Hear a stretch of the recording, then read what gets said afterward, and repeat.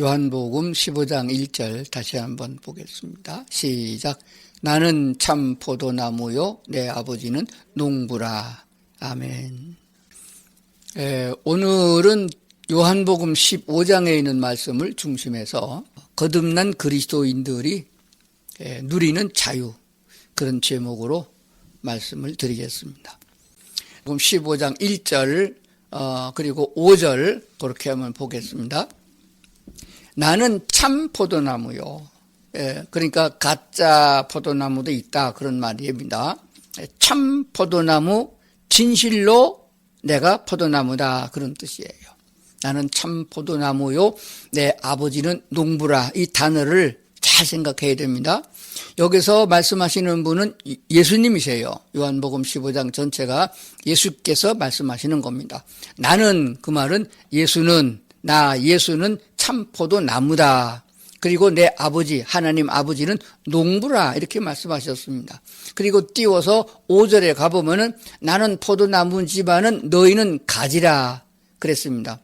그러면 이 두 절을 합해보면은 예수님은 포도나무고 우리는 가지고 그 포도나무를 보살펴는 분은 여호와 하나님이시다. 아버지 하나님이시다, 이렇게 말씀하는 거예요. 그래서 이어 말하기를 그가 내 안에 내가 그 안에 거하면 사람이 열매를 많이 맺나니 나를 떠나서는 너희가 아무것도 할 수 없습니다, 이렇게 말씀하셨는데 여기서 그가 그렇게 번역들을 했어요.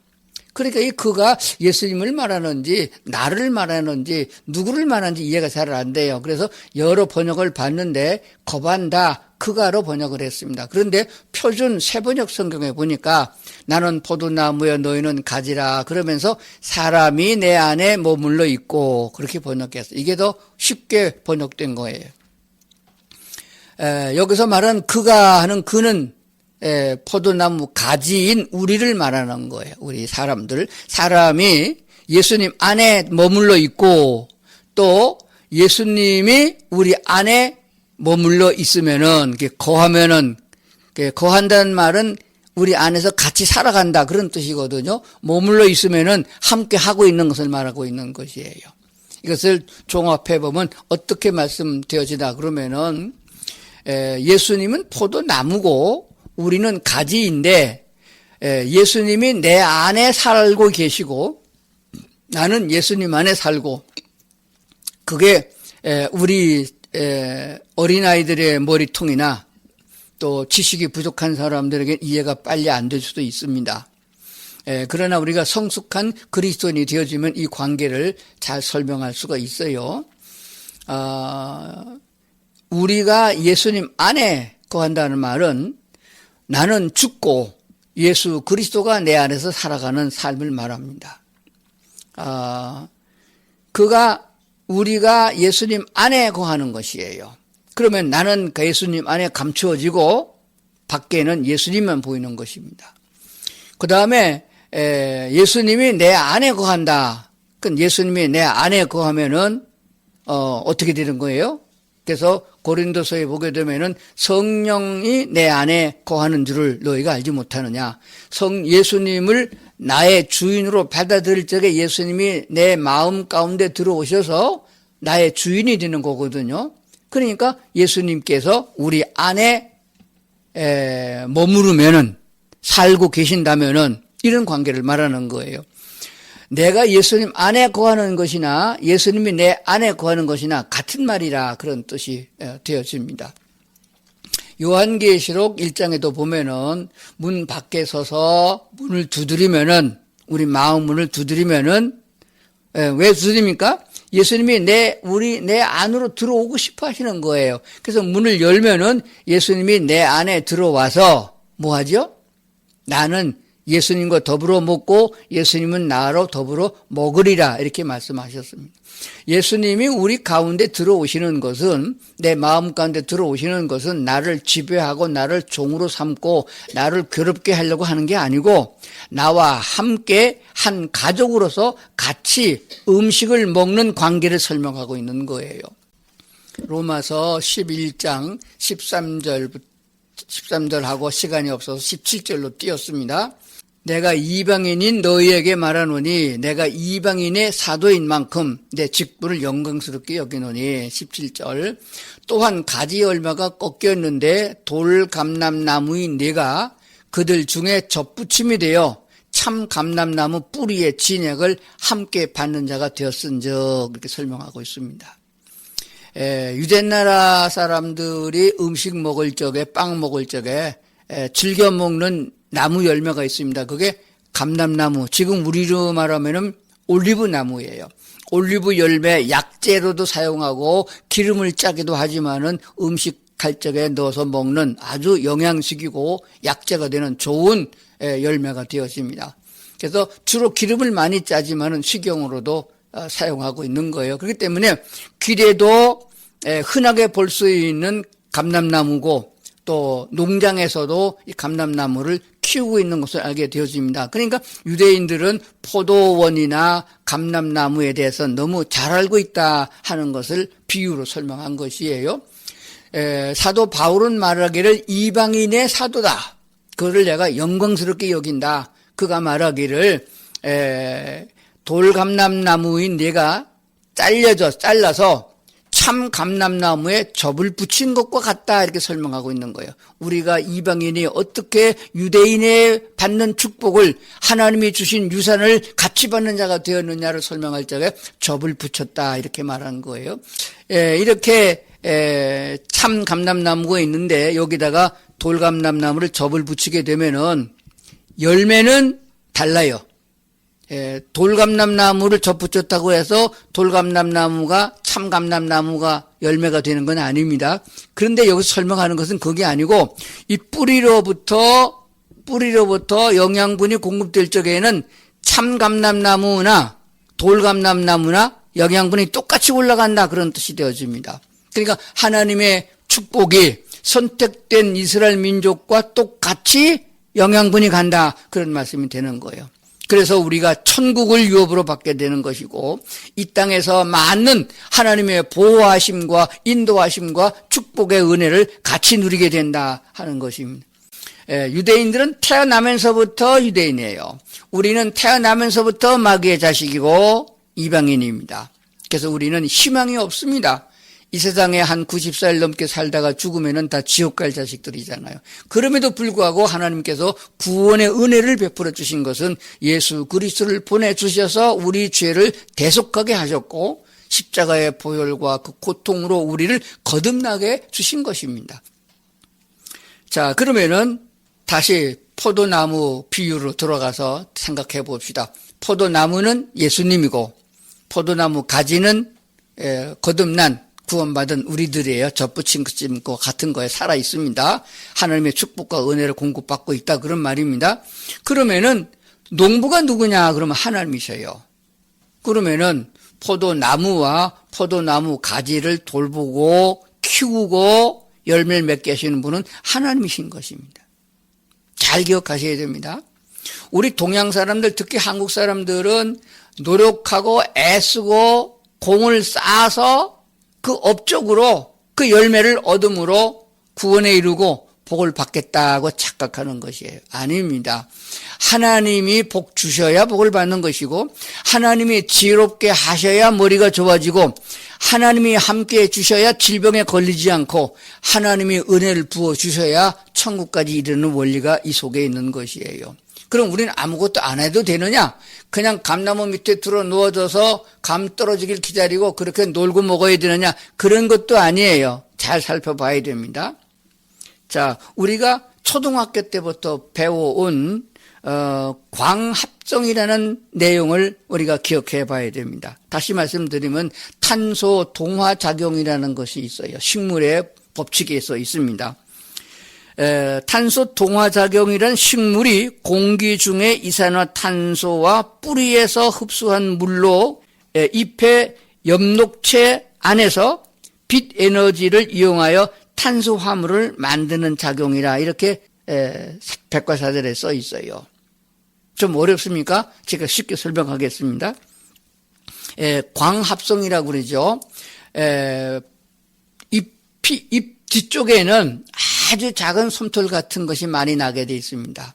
거기에 빛을 받아들이면은 뿌리로부터 영양분과 물을 끌어올려서 햇빛과 같이 만나게 되면은 이것이 우리가 쉽게 말하게 되면은 산소를 배출하고 탄산가스는 흡수하고, 그래서 그 나무와 영양분이 되고 열매가 될 수 있는 탄수화물을 만들어낸다는 거예요. 이게 식물의 원리가 되어집니다. 하나님이 그렇게 만들어 놓으셨어요.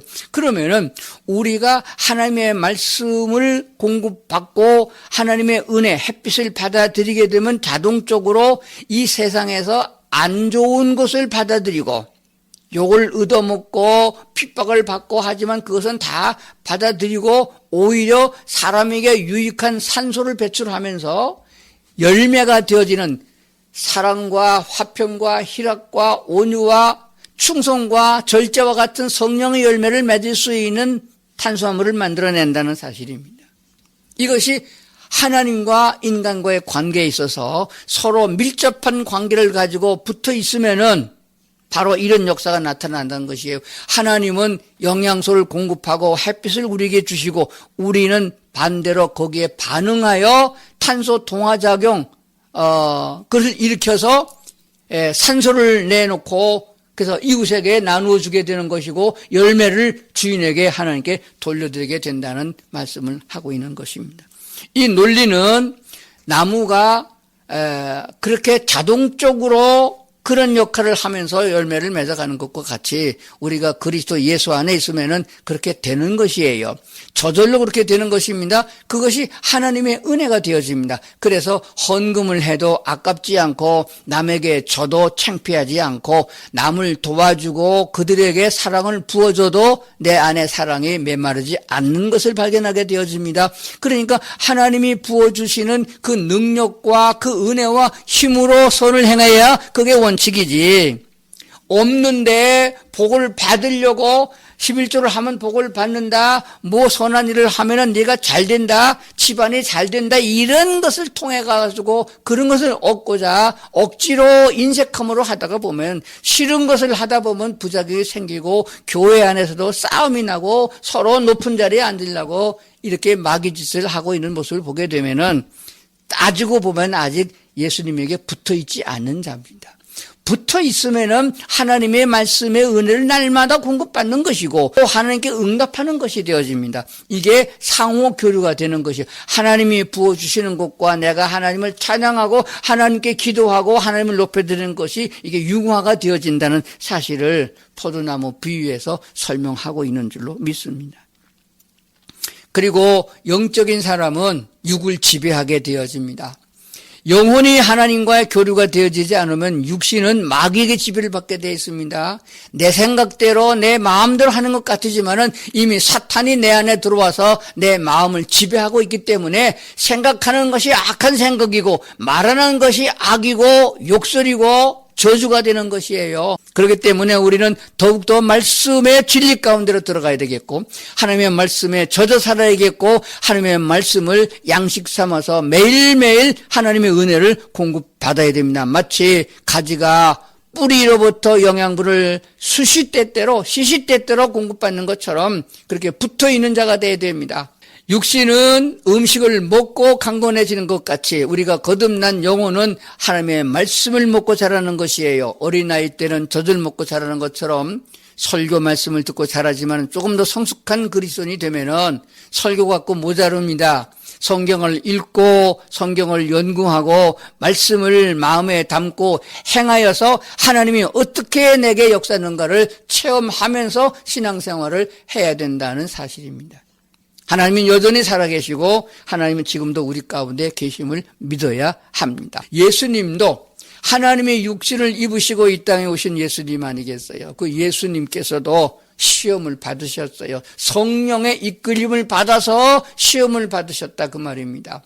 그러니까 우리 같은 죄인이야 얼마나 사탄에게 시험을 많이 받겠어요. 얼마나 많이 걸리고 미혹에 넘어지겠습니까? 그런데 마태복음에 보면은 예수께서 그 모든 시험을 넉넉히 이기셨습니다. 이긴 내용이 뭐냐면 하나님의 말씀으로 이기셨습니다. 기록된 바 하나님의 말씀이 이렇다 하고 말씀의 칼을 휘두른 것이에요. 그래서 사탄을 물리치고 승리한 것입니다. 그 중에서 4장 4절에 있는 말씀인데 이것은 신명기 8장 3절에 있는 말씀을 인용하신 것입니다. 사람이 먹는 것으로만 살 것이 아니고 하나님의 입으로 나오는 모든 말씀으로 살 것이니라 하였느니라. 구약 성경에도 말씀하셨고 예수님께서 친히 이 말씀을 또 언급하신 걸 보게 되었습니다. 그러니까 내 영혼이 육체를 지배하고 있는데 영이 강건하면 육체도 강건하게 되는 것이에요. 우리의 영혼이 강건하게 되면은 그 강건한 힘으로 육체를 이기게 되는 것입니다. 영혼이 육체를 다스리고 건강한 육체가 세상을 이기게 되는 것이에요. 왜 마귀에게 지느냐? 왜 마귀의 유혹에 넘어가느냐? 그 영혼이 살아있어서 강건하게 되어지면은 사탄의 권세를 이기게 된다. 그런 말씀이 되는 것입니다. 지난 한 주간 동안 하나님의 말씀을 얼마나 가까이 했느냐? 말씀을 얼마나 많이 읽었고 묵상하고 말씀을 붙잡고 기도했는가 생각해 보세요. 말씀은 대충 한 장 읽고 치워버리고 내 생각과 내 이론과 내 상식으로 세상을 이기려고 허둥지둥 돌아다니다가 오늘 주일을 맞이한 거 아니겠어요? 그러면은 백날을 싸워봐도 집니다. 심령 속에 하나님이 부어주시는 평화가 하나님이 주신 기쁨과 은혜가 충만하여 세상의 어떤 환경과 조건 속에서도 찬양하고 감사하고 하늘의 소망을 노래할 수 있어야 되는데 그게 안 되잖아요. 분을 내고 혈기를 내고 욕지거리를 하고 싸움을 하고 고소를 하고 그 난리를 꾸미는 거 아니겠습니까? 그리고 상대방만 탓하고 있지 않습니까? 내 영혼이 강건하게 되려면은 먹어야 되는 것이에요. 먹는 게 뭡니까? 음식이 아니잖아요. 보약이 아니잖아요. 하나님의 말씀인 것이에요. 말씀을 잘 먹기 좋게 풀어서 전달되어진 말씀이 설교입니다. 모든 설교가 강대상에서 선포되어지는 목사의 설교가 다 설교가 아니에요. 인문학이 90%가 넘어갑니다. 철학이 많아요. 하나님의 진리의 말씀을 제대로 증거하는 목사가 아주 희귀한 때가 되었습니다. 홍수가 나면은 정작 물은 많지만은 먹을 물이 없다고 지금 인터넷 매체가 활발하게 퍼져가지고 하루에도 맘먹으면 수십 편의 설교를 들을 수 있고 강의를 들을 수 있습니다. 그런데 한번 잘 새겨보세요. 그냥 인문학적 공자왈 맹자왈보다 못한 말들을 짓거리고 앉았습니다. 설교가 아니에요. 하나님의 말씀은 살아있고 운동력이 있어서 우리의 심령과 골수를 쪼개기까지 하는 역사가 일어나는 힘이 있는 말씀이 된다는 사실을 기억을 해야 됩니다. 요즘에 많은 번역 성경이 나오니까 두세 권쯤 사서 성경책을 놓고 번역 성경을 서로 비교해 보면서 이 말씀은 이렇게 해석되는 것이 맞구나. 그렇게 해서 말씀을 읽으면서 주여 말씀대로 내게 이루어지길 원합니다 라고 순간적으로 또 엎드려 기도하고 이 문제는 말씀을 보니까 하나님이 이렇게 말씀하셨군요. 그러면 내가 하나님 편에 서서 치겠습니다. 하나님 편에 서서 내가 고개를 숙이겠습니다. 그게 아무 문제가 되지 않습니다. 주님만 내 편이 되어주시면은 나는 아무 문제가 없습니다. 내 마음속에 미움을 제거해 주시고 내 마음속에 혈기와 분노를 제거해 주시고 하나님의 평화를 심어 주시옵소서. 예수 그리스도께서 나만 못해서 십자가를 지신 건 아니지 않습니까? 하고 하나님께로도 가까이 나가는 성도들의 삶이 되어야 된다는 사실입니다. 자, 이제 정리를 해보겠습니다. 여호와 하나님께 붙어 있어 말씀을 공급받게 되면은 기도와 찬양과 감사로 응답하고 주께서 주신 힘으로 주님의 뜻을 따라 행하게 되는 것입니다. 그러니까 우리가 뭐하고 의롭게 살아가는 것이 힘든 게 아니에요. 제가 목회를 여러 해 하면서 교인들에게 많이 상담도 받고 보는 바가 뭐냐 그러면은 신앙생활 오래 할수록 집사나 권사가 될수록 장로가 될수록 예수 믿기 힘들다는 얘기를 합니다. 뭐 이렇게 내려는 것도 많고 가장들은 많고 힘이 딸린다는 거예요. 짜증난다는 거예요. 그 왜 그러냐 그러면은 하나님과의 관계가 끊어져서 그래요. 하나님이 공급해 주는 능력이 있으면은 주님이 내 안에 계시면은 모든 어떤 환경과 조건 속에서라도 이길 수 있는 것이 하나님의 은혜가 되는 줄로 믿습니다. 두 번째입니다. 우리가 의롭게 되어지고 의로운 삶을 살아가고 모든 사람에게 칭찬과 존경을 받는 위치에 오른다 할지라도 자랑하거나 교만하여 하지 않아야 됩니다. 왜냐하면 다 하나님께서 주신 것이니까. 생명도 하나님이 주신 것이고 내가 건강한 것도 하나님이 주신 것이고 내가 이렇게 총명하고 똑똑한 머리를 가지고 있는 것도 다 하나님이 주신 것입니다. 하나님이 주지 않은 거 하나도 없어요. 나 모든 것을 포함하여 대신 속죄 제물 되신 예수 그리스도의 은혜로 거저 얻은 축복 속에서 살아가고 있는 우리 자신을 생각해야 됩니다. 그렇기 때문에 우리는 뒤돌아보면서 하는 얘기가 누구에게 자랑하거나 칭찬받을 만한 일이 아니라 다 주님의 은혜입니다 라고 고백되어지고 그러므로 인하여 선한 열매가 성령의 열매가 주렁주렁 달리는 역사를 맛보게 되는 줄로 믿습니다. 세 번째, 주님과 동행하는 삶이 되어져서 기쁨과 감사로 살아가면서 천년왕국을 거쳐서 하나님 나라 천국까지 이르게 되어 영원토록 영원히 살아가게 된다는 사실을 꼭 마음에 새겨야 됩니다. 이 얼마나 소중한 것이에요. 이 진리를 잊어버리면은 그리스도인이 아닙니다. 오늘 제가 제목을 정하기를 거듭난 그리스도인이 누리는 자유 그랬습니다. 그리스도인들이 누리는 자유는 하나님이 주신 것이기 때문에 당연한 것입니다. 주님께서 내게 믿음 주신 대로 믿음의 분량대로 하나님 여호와를 경외하는 자가 되고 그 믿음의 분량만큼 나누는 자가 되는 것은 당연한 일들입니다. 그것이 하나님이 원하는 것이고 하나님이 함께하는 일이기 때문에 오히려 기쁨이 된다는 것도 생각해야 됩니다. 여호와 하나님은 오늘 우리 가운데 계십니다. 믿으시길 바랍니다. 하나님은 농부시고 예수님은 포도나무고 우린 가지입니다. 그냥 붙어 있으면은 공급해 주시는 그 은혜가 영양분이 나에게 힘을 주고 능력을 주어서 열매를 맺히게 하는 것이에요. 자랑할 것은 없습니다만은 찬양할 것은 있습니다. 감사하고 기뻐할 수는 있습니다.